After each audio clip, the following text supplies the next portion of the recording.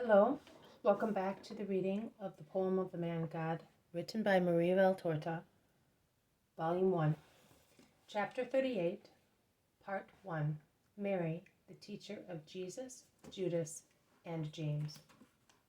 29th October 1944. Jesus says, "Come, little John, and see. Held by my hand, which will lead you, come back to the years of my childhood. And what you see will have to be included in the gospel of my boyhood, where I want also the vision of the family stay in Egypt to be put. You will put them in this order: the family in Egypt, then the first working lesson given to the child Jesus, then this one which you are about to describe, the scene of my majority, promised today, 25th November, lastly, the vision of Jesus among the doctors in the temple at his 12th feast of Passover. What you are now going to see is not without a reason.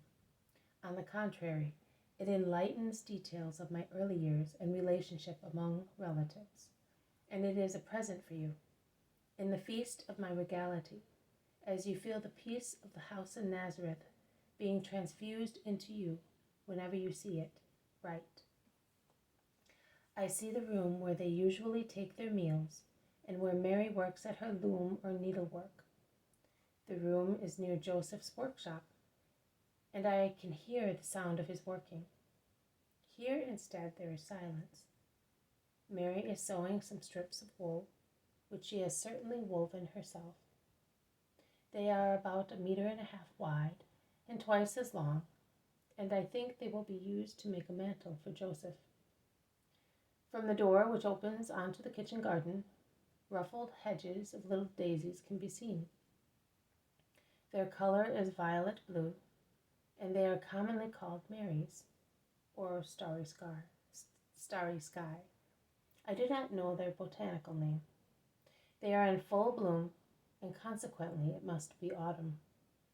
But the green is still thick and beautiful on the plants, and from 2 beehives leaning against a sunny wall, bees are flying in the bright sunshine, buzzing and dancing, going from a fig tree to the vines, and then to a pomegranate tree full of its round fruits, some of which have already burst from excessive growth, and show the strings of juicy rubies lined up inside the green-red casket, divided into yellow sections. Jesus is playing under the trees with 2 children who are about his own age. They have curly hair, but they are not blonde. One, on the contrary, is very dark, a little head of a little black lamb, which makes the skin of his little round face look even whiter, and two most beautiful large, wide-open blue-violet eyes. The other is less curly, and his hair is dark brown. His eyes are brown and his complexion darker, but with a pinkish hue on his cheeks. Jesus' little blonde head looks like a blaze of light.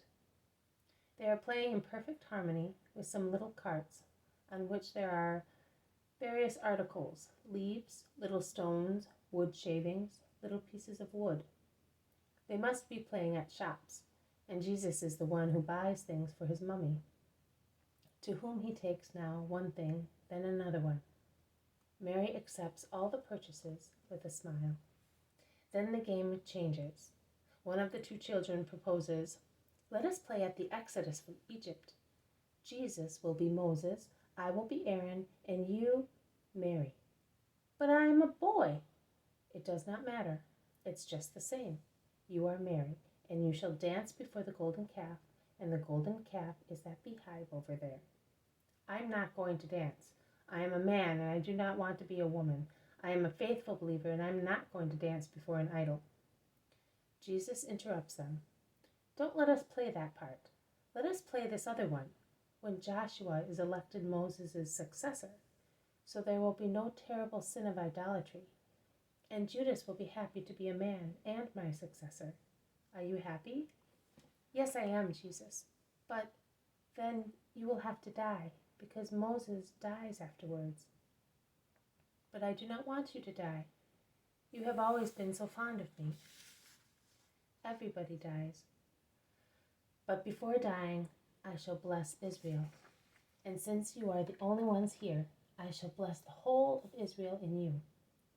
They agree. Then there is an argument whether the people of Israel, after so much traveling, still have the same carts which they had when leaving Egypt. There is a difference of opinion. They apply to Mary. "Mummy, I say that the Israelites still had the carts. James says they didn't. Judas does not know who is right. Do you know?" "Yes, my son. The nomadic people still had their carts. They repaired them when they stopped to rest. The weaker people traveled in them, and also the foodstuffs, and the many things which were necessary for so many people were loaded into them. With the exception of the ark, which was carried by hand, everything else was on the carts. The question is now solved.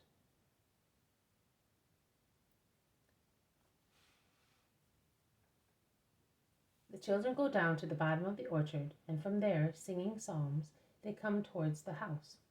Jesus is in front, and he is singing some psalms in his gentle, silvery voice.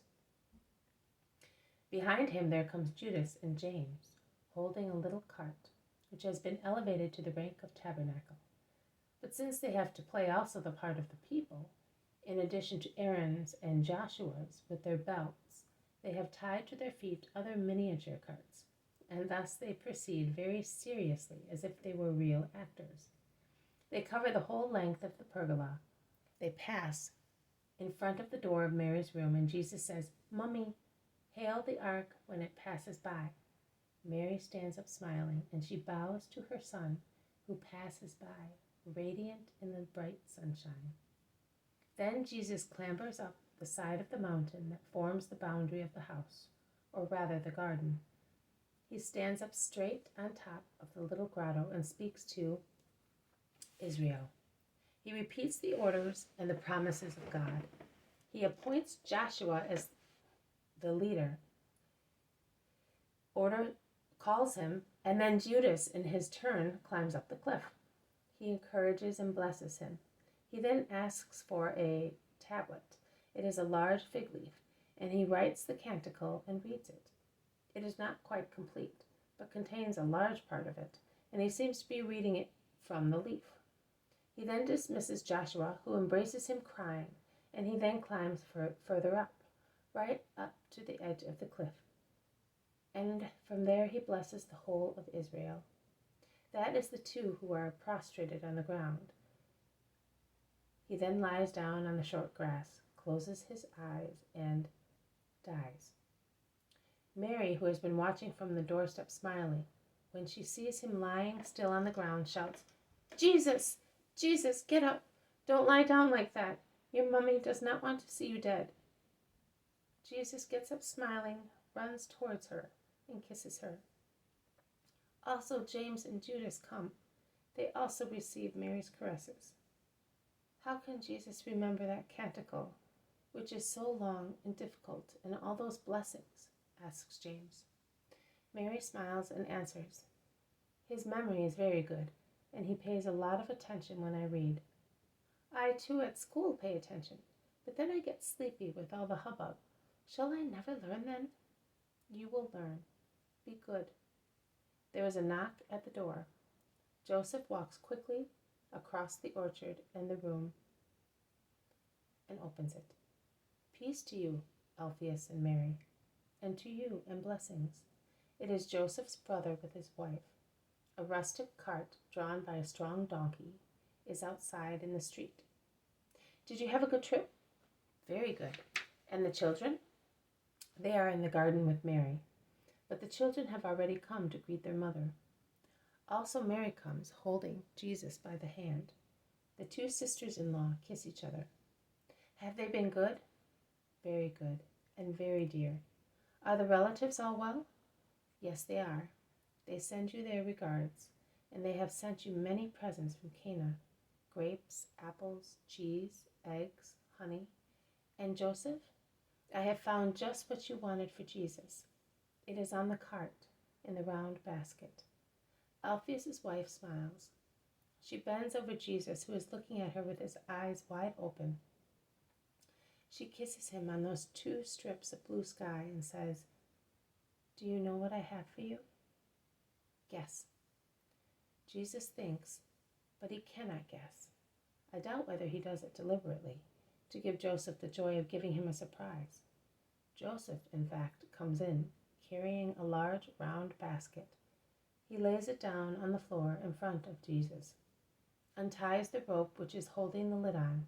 He lifts it, and a little white sheep, a real flock of foam, appears sleeping in the very clean hay. Jesus utters an "oh" of surprise and happiness, and he is about to rush towards the little animal, but then he turns round and runs to Joseph, who is still bent down as before. He embraces him and kisses him, thanking him. The 2 little cousins look with admiration at the little creature, which is now awake and is lifting its little rosy head bleeding, looking for its mother. They take it out of the basket. They offer it a handful of clover. It browses while looking around with its mild eyes. Jesus continues saying, for me, thank you, Father. Do you like it so much?" "Oh, very much. White, clean, a little lamb. Oh," and he throws his little arms round the sheep's neck. He lays his blond head on its little head and remains thus, happy.